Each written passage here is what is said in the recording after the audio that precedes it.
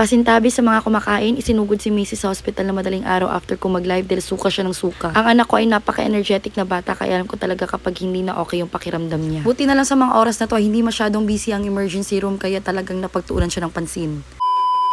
Guys, anong oras na pupunta tayo ng Davao Doc kasi si Missy sinasakitan ng tiyan tapos suka siya ng suka. Ito yung suka niya. Pasintabi sa mga kumakain. Ito yung first. Parang lugaw girl. Ito yung second. Daga na Ang dami nga. So, worried na ako. Hindi ko na kayang paabutin ng umaga. Pupunta tayo now na mag-ER tayo. Emergency na emergency. Let's go. Kasi, out. Let's go lang ga.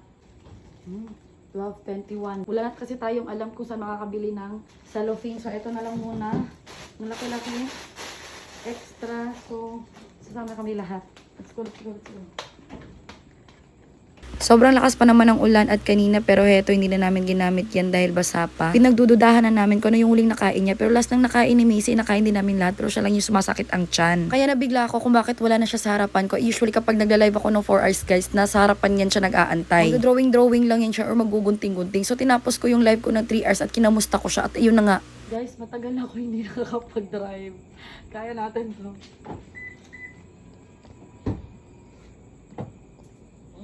Atras akit. Kumusta ka? Wait lang, asa ganing break, ano? Pag sorte ba? Maragla? na to. Maragla. Kanino?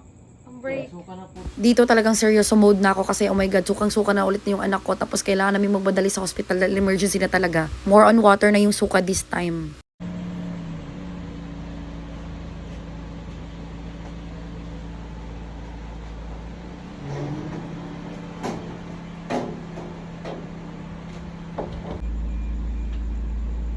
Dito, slowly na ako nagdadasal na sana magiging okay kaagad siya. Buti na lang talaga at may mga extra mas pa si Bunso at nagdala din siya ng biscuits para in case if magutom kami. At habang nasa biyahe pa guys, ay suka pa rin siya ng suka kaya dito sa likod binibihisa na siya ng partner ni Bunso. Actually guys, first time pa na may lalaki nakapagbihis sa anak ko dahil never talaga ako nag-aalaw niyan kahit sa pagligo. Pero wala kaming choice kasi si Jane nahihiya pang tumabi sa akin at si Bunso nagagay naman sa daan. Dito masingit-singit pa yung mga tawa-tawa pero deep inside girl talagang hindi na ako mapakali. At pagkadating namin eto, suka pa rin siya ng suka. Alam mo yung feeling na Lord, di baling ako na lang, wag lang yung anak ko, pero mas maganda wala talagang magkasakit sa amin. Dahil hindi ko talaga kakayanin, sobrang mahal na mahal ko yung anak ko. Dali kay mami lang ba?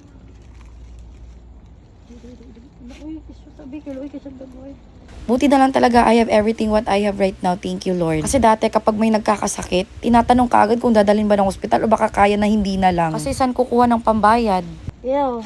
Pero now may hospital na kaagad in mind kung saan pupunta. Kaya mahirap talagang magkasakit lalo kung walang pera. This is actually my second life dahil muntikan na ako mawala dahil talagang walang-wala kami. Then I told God, Lord, di pwede, bata pa yung anak ko, kailangan na kailangan niya ako. I know I have family na pwede mag-alaga sa kanya, may daddy din siya, pero no, iba talaga ang alagang nanay at pagmamahal ng isang nanay. After noon, grabe, answered prayer talaga dahil tumawag yung kasama ko sa work, regular na ako sa trabaho ko, at may HMO na akong pwedeng gamitin pang bayad from public hospital na i-transfer ako kaagad dito sa private hospital at ayun nakapag-opera kaagad. From 12 hours of waiting na dinadaanan-daanan lang kami ni mama ng mga doktor na walang maayos na upuan sa pasyente, katabi ko pa may TB. Tapos yung mama at papa ko nakatayo lang kasi yung upuan pang pasyente lang. Knowing na senior citizen na yung mama ko, pagkalipat ko kaagad dito with all the wheelchair and scheduled for operation kaagad. Kaya thank you Lord for everything and I can't live without Macy and I will do everything for her. Hanggang sa pagdating namin dito, suka pa rin siya ng suka at ayun kulay dilaw na. Buti na lang talaga at inasikaso din kami kaagad at salamat sa mga naging kasama ko dito, si Bunso at saka yung jowa niya. Hindi ko siguro kakayanin kung ako lang isa nito lahat. But I know God is always with me. Hindi niya ako papabayaan, hindi niya kami papabayaan. Sa mga moment na to, tinatanong ni Doc ano yung huling kain ni Macy at kung distilled water bang iniinom niyang tubig. And to answer, same kami ng kinain lahat. Wala namang naging problema sa tiyan namin at same din ng water na ininom namin, distilled water. Only to find out, it was all started nung umuwi kami ng Davao de Oro. Which happened yesterday lang din. So siguro na bago siya sa tubig doon. While under monitoring pa si Macy, binigyan na ako ni Doc ng mga reseta ng gamot na kanyang iinumin. Inulit-ulit ko talaga baka kasi may mamiss ako sa mga instructions. So kailangan bilhin na muna namin to sa pharmacy kasi after nang ito ipapainom sa kanya na una, dapat susundan na nung pangalawa. Ayan guys, wala pa rin talaga siya sa mood at feeling niya parang lagi pa rin siya nasusuka-suka. Tinanong din kami kung nagka-diarrhea siya pero wala din naman. Kaya pinakalma na lang muna namin siya at ako na nga ang nagpainom sa unang gamot. Puro laway na lang sinusuka niya pero may gas daw sa loob ng katawan niya. Etong gamot naman na ipapainom ko as needed lang kapag susuka ulit siya. Yung kasunod naman namin na ipapainom, which is bibilin pa namin after this, is iinumin niya depende kung gaano karami yung nasuka niya, dapat ganun din karami yung maiinom niya. Tapos guys, kapag sumusuka, wag mo nang painumin ng tubig kasi isusuka niya lang ulit. Kasi 'di ba akala natin ma-dehydrate. Ang sabi ng nurse to kanina pagkapasok namin, dapat after 3 hours pa. At gaya ng sabi ni Doc, hindi necessary na kailangan bilhin lahat kasi baka gagaling lang kagad siya. Ito yung pangalawa niyang iinumin ay parang juice lang din. Parang nakita ko na to sa packaging sa juice lang talaga, pero this time gamot. So wise idea talaga siya para sa mga batang takot sa gamot or nanidiri sa mga gamot. Feeling ko kami na nga iinom nito eh. Time check, 1:48 AM na at papauwiin lang kami kapag nag 3 AM na tas wala nang suka si Macy. Dahil kung hindi, kailangan na siyang i-admit. So 2:30 AM, andito na kami sa billing, pinabil na kami para ready to go na. Kasi nakikita naman nila yung paa ni Macy, pinkish, hindi namumutla, hindi nang lalamig, so goods daw yon. Baka may nakain or nainom lang daw talagang madumi. But if ever mag-worse ang condition niya, kailangan siyang i-reassess ulit. Sa awa naman ng Diyos ay bumabalik na yung energy niya at talkative na siya. Kaya eto, bago umuwi, nag-celebrate kami. Guys,